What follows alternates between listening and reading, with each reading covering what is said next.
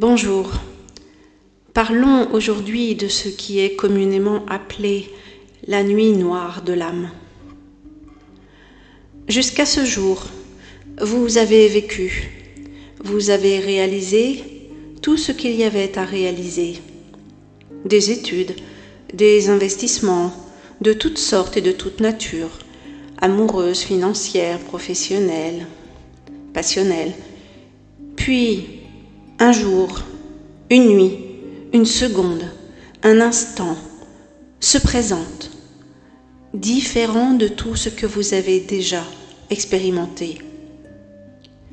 Vous vous sentez flotter, vous vous sentez désinvesti, comme une sorte de désincarnation. Vous êtes là, le corps est là. Pourtant, plus rien ne vous appelle. Dans la matière, vous avez l'impression de ne plus pouvoir être étonné, être écouté, être entendu, seul dans le désert de votre silence intérieur. Cela est une chance. C'est la chance qui s'offre à vous de vous trouver ou vous retrouver dans votre intériorité profonde et riche. L'appel de la consommation à gogo fait place à l'appel de l'âme.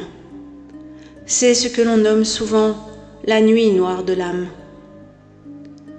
Loin d'en être une, elle est bien plutôt la manifestation impétueuse et tangible de ce que l'âme est venue manifester sur ce plan de conscience, dans cette dimension. Et si, jusqu'à maintenant, elle s'est tenue bien sagement et tranquille dans les limites du matériel que vous lui avez octroyé, elle crie, elle hurle pour que vous l'entendiez, pour que vous l'écoutiez. En tant que personnage physique incarné ici-bas, on croit que c'est à nous que cela s'adresse. Inversion, c'est l'âme qui nous appelle. On a pourtant le sentiment de ne plus être entendu.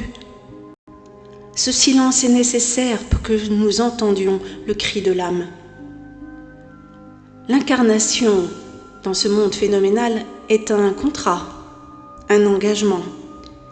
Et à un moment donné, il faudra toujours payer ses dettes. D'ailleurs, le proverbe le dit, qui paye ses dettes s'enrichit. Car oui, lorsque cet appel est entendu, accueilli, accepté, écoutez, la richesse se matérialise, elle prend forme au cœur de la matière et devient ce qui est. Lorsque les couches de l'oignon sont toutes tombées, ces couches de faux-semblants, ces couches de vernis, ces couches de « il faut qu'on m'aime », lorsque toutes ces couches tombent les unes après les autres, alors vous touchez votre véritable nature, ce pourquoi l'âme s'est incarnée. Et le voyage commence, le délicieux voyage de l'incarnation en conscience. Chacun le sien, à vous de découvrir le vôtre aux côtés de votre âme.